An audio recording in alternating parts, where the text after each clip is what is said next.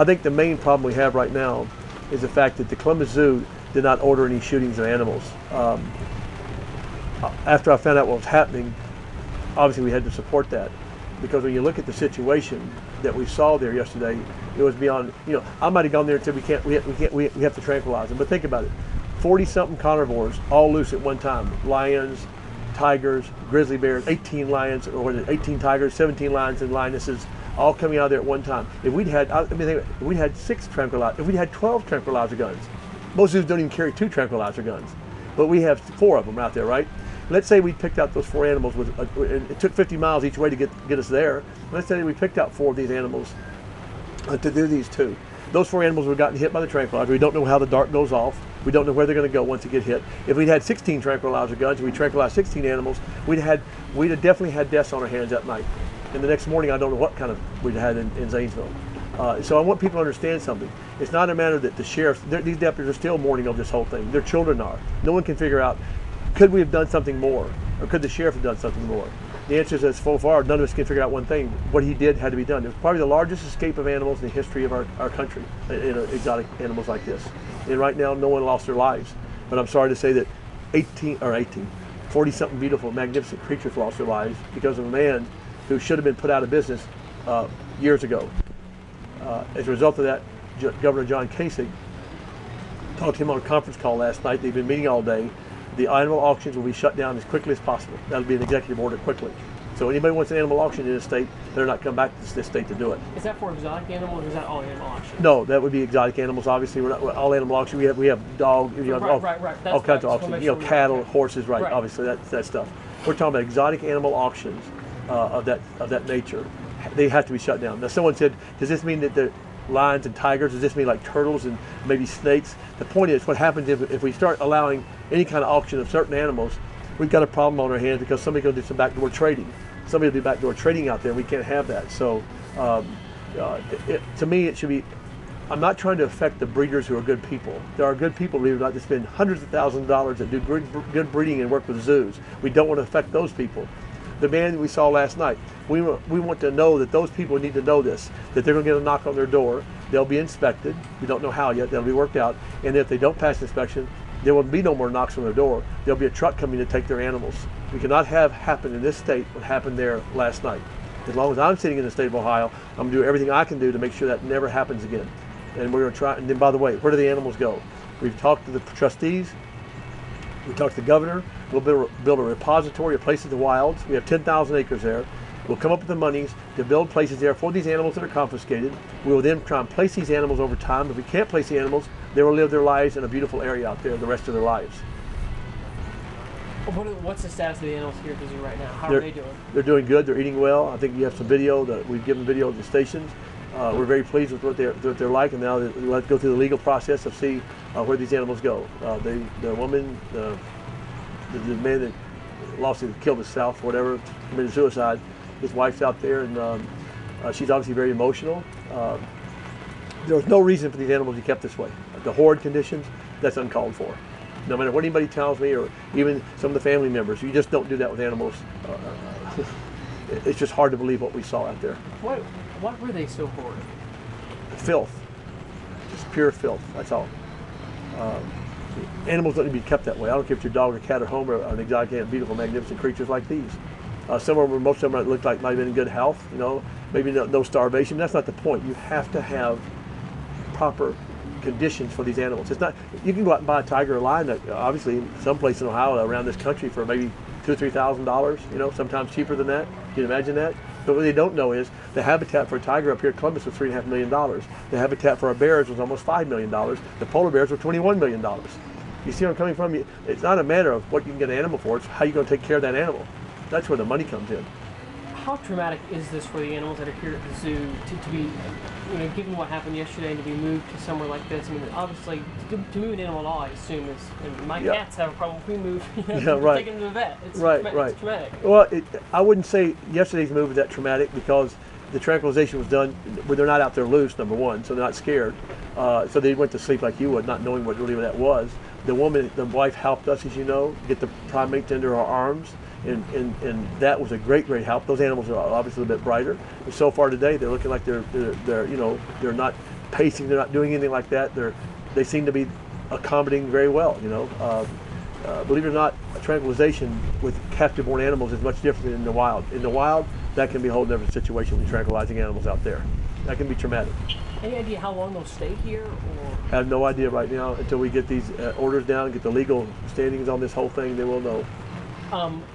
Because they're legally technically Marion Thompson still, exactly. correct? And you guys are just... Correct. They're legally her. I told her yesterday when she came in there by myself with her with her two attorneys. As I've said before, she was a woman that was beaten down. I mean, what this woman lost, even though that she left her husband's right there laying down there, 30-some of her family, she referred to them, laying there, gone. The beautiful animals are gone.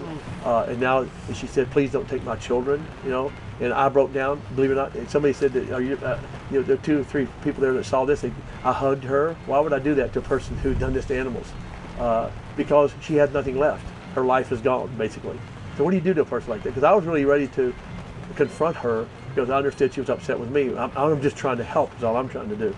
And I saw that she wasn't she was upset because she didn't know who to be upset with, and she was confused. I said, I'm not taking your babies or your children. I'm taking your animals to the zoo. I'm going to take care of them until we can place them properly. That might be back with you. I don't know if you get the right permits and this whole place is cleaned up. I really don't know where they'll go. But I can tell you now they're here at the Columbus Zoo and they have a good home here, and I want her to know that. You can't do something to a woman who's lost everything. So will they stay here until the permitting process is taken care of? They'll stay here till the legal process is taken care of. Let's put it that way. Okay. Yeah. You don't know how long it'll take, obviously. No, I don't. But they'll have a good home here, and she can come up and see them and that kind of thing. So, I think everybody will be happy to some extent. But I think I still can't get over it. I thought about it all last night, all last night. I'll think about this the rest of my life. That this is beyond any kind of a I'm not going to say a horror movie, but it's beyond a Hollywood script. It's beyond anything anyone could create. A man comes in, and these animals, they weren't taken away from him 3 years ago because of lax laws. That starts the whole thing. But then it comes to the fact that he comes home and takes his life and cuts all the animal things, thinking maybe the animal's going to go out and hurt people. Well, it all backfired. They didn't. His animals were dead. What he was trying to do, that didn't happen, did it? Those beautiful creatures lost their lives. Now, what is there anything good out of all this?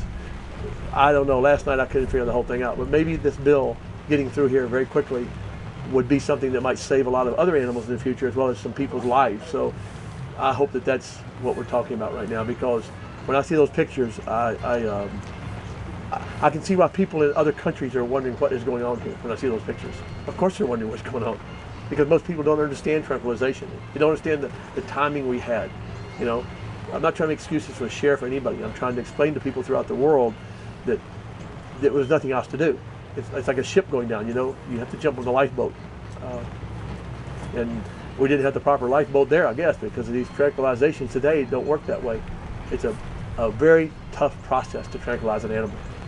I'm talking like in a situation like that, not when they're under control, when we moved the animals, but when we were under daylight hours with 30-something carnivores coming out of the whole area. I mean, it's like an army coming at you, And you know something? I don't know what decision I would have made. I might have made that decision. Let's wait till morning and see what happens. That would have been a fatal decision I would have made. That would have been the worst decision possible. The sheriff did the right decision. It saved a lot of human lives, and I guess that's what all happened. And our beautiful animal friends had to lose their lives because of this man and the mistake.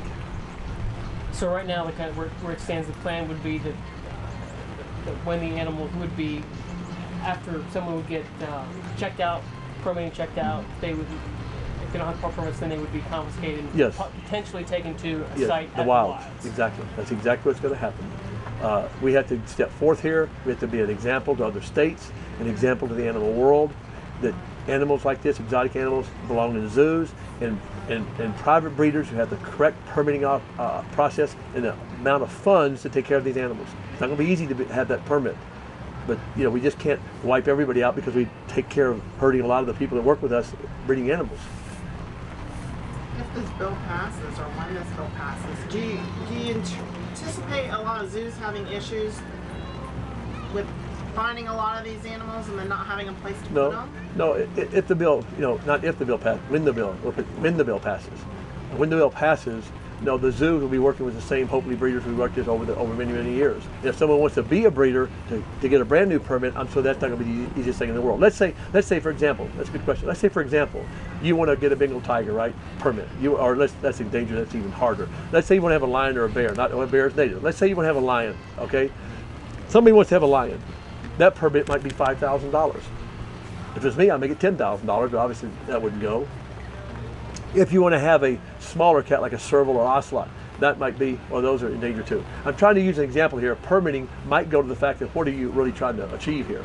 It might be one flat permit for $2,500, but also might be a flat permit for $2,500. It might be a permit depending on what kind of animal they're looking for. That's all being worked out right now. But we have to have those permits at expensive. They have to be expensive. If you can't afford a permit, how in the world are you going to afford to take care of a tiger, a lion, or a bear, or anything? So these permits are not going to be cheap. Would the wilds house animals throughout the state, or just here in Central Ohio, particular county? Very good question. The wilds, I would hope, would house the animals throughout the state that we have problems with. But I say they are going to house animals throughout the state. That's the purpose of doing it, because it's the governor and the state of Ohio. So they would be housed throughout the state. But I also hope this would grow to be housing animals throughout the country that have problems. And even build it further than that. How about some of the animals here at the zoo and other zoos that are retiring? Animals that are getting older, can't breed. We can bring in new gene pools. So what will the wilds be then? We're now being able to bring new gene pools into the wilds, right?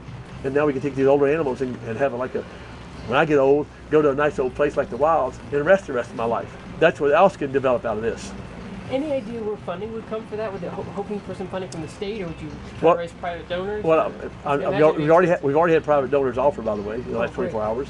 The Columbus Zoo and our association have the Jack Hanna Legacy Fund, that will definitely step in. I'm sure the state somehow, I don't know how, because right now the state of Ohio has major financial problems. Sure. But the governor, there might be some kind of I don't know what it would be, but we're going to need help with everybody to make sure this doesn't happen. We're all involved in this. We all love animals. And I'm not going to take anything away from it as far as taxes or anything away from the people who are by any means doing this. We'll work this out. This will be done, and we will work it out. Have I missed anything? You wanted to talk about? No, I think you got some good questions.